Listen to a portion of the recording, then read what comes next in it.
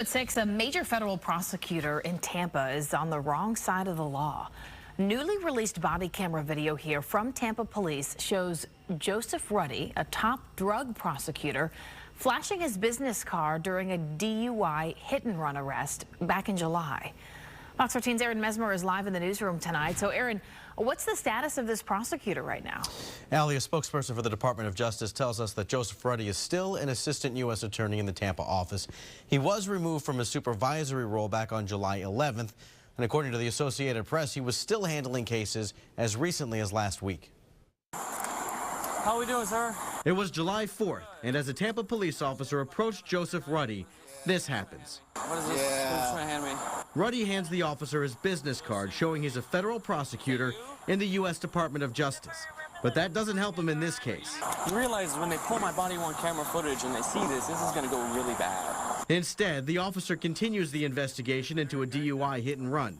Ruddy, who appeared to struggle to stand up straight, is accused of driving away after clipping another vehicle. He can also be heard admitting to the crash. I'm out here because there was a hit-and-run. You hit a vehicle and you ran. Okay? You ran because you're drunk.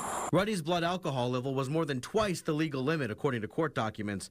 At one point, he nearly falls over as he hands over his insurance card. Tampa police commended the officer's handling of the situation. They are trained. They're always going to remain professional. There's probably not a excuse that they haven't heard at this point. Ruddy is known in legal circles as an elite prosecutor. He helped launch a task force in 2000 that targets cocaine smuggling at sea and works some of the region's biggest federal drug cases. But the U.S. Department of Justice tells Fox 13 Ruddy has now been replaced as counsel on at least 3 cases following his arrest. And here's a prime example where somebody who has spent their entire career in the courtroom on the good guy's side is now put cases in jeopardy. Larry Coggins is the regional executive director for Mothers Against Drunk Driving.